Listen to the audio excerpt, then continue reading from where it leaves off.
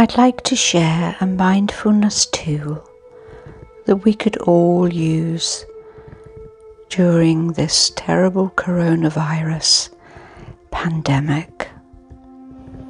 It's been a time when pretty much everything about our lives has been turned upside down.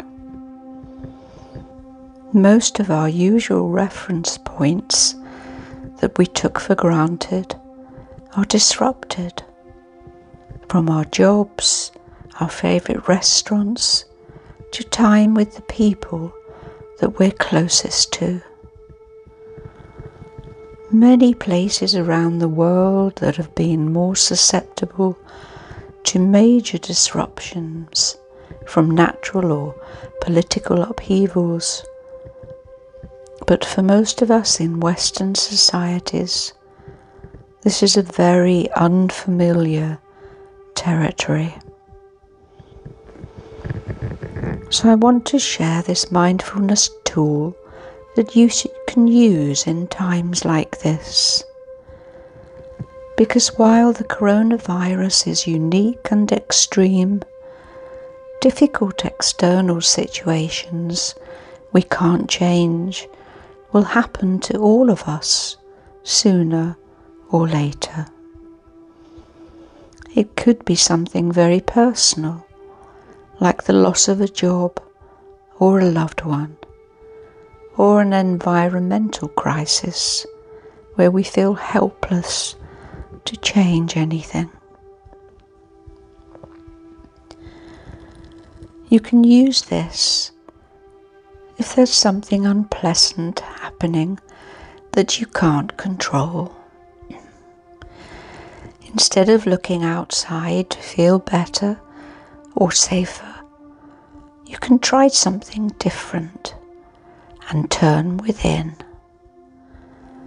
You can look for a place inside of you that is okay, a place of quietness and strength that isn't dependent on any external factors. So this is based on a traditional mindfulness practice. The purpose is to make your usual unconscious stream of thoughts, emotions and sensations conscious. The way we feel and act is often hijacked by thoughts and feelings that happen so quickly we're not even aware of them. All of a sudden, we're upset or anxious or angry in a situation that needs our attention and care. So let's start the first step of noticing and naming. So make yourself comfortable, either sitting or lying down, and close your eyes if you want to. Let your attention gently scan your body for physical sensations like cold or heat, or tightness or relaxation. Then start to notice any thoughts or emotions that may be passing through.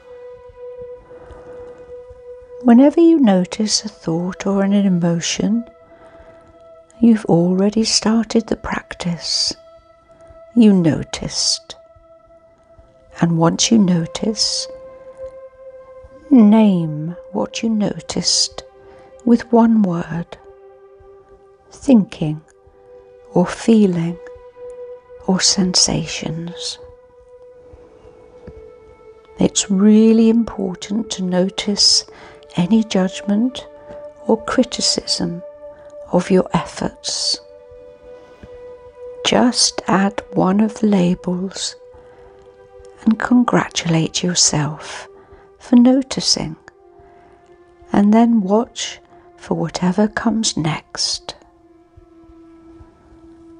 This seemingly simple step of naming and noticing creates just a bit of space between you and your experiences.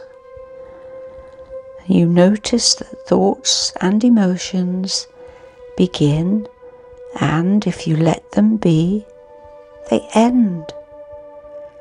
And you create a place where you can choose to follow them or not. So the second step is all thoughts are just thoughts. So the next step is to do your best to notice and name all thoughts as just thoughts, and all emotions as just emotions. A thought about forgetting to pick up dinner on the way home, and a thought about your loss of income during the pandemic. These thoughts are just noticed and named. They're both just thoughts that came from somewhere and then disappear again. Or if you remember the irritation at your partner not letting you know they'd be home late, is treated just the same as feeling lonely because you can't see your family. They're both just emotions that came from somewhere and then disappear again. So what good does this practice do? It will help you notice the acts of thinking and feeling themselves, instead of the content of individual thoughts and feelings. Thoughts and feelings of all sizes and shapes, from mild to overwhelming, come and go. Try it. You may find it a relief to see that the hundreds of thoughts you have each day are just one thing: thinking. And your thinking isn't you.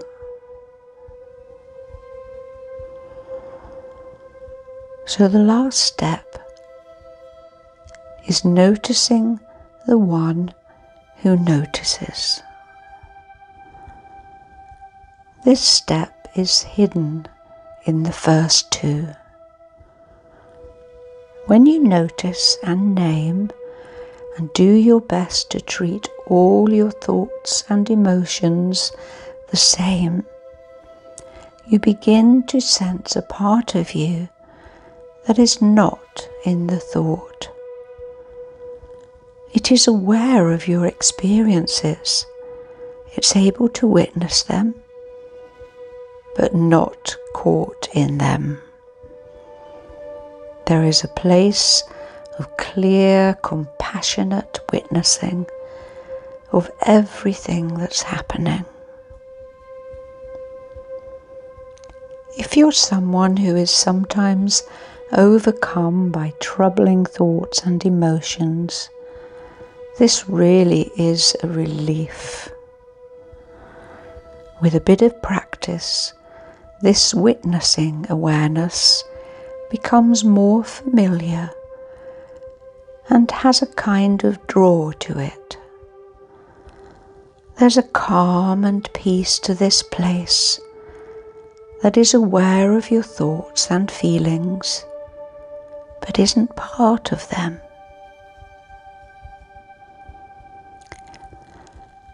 So the two wings of this practice can help you in challenging times. The first wing will show you how to have a lighter touch on your thoughts and feelings, to let them move rather than holding on too tight. and the second wing brings you into connection with a quiet, always present space of calm inside you that can be your oasis in hard times. And the more you practice, the more accessible that space will become.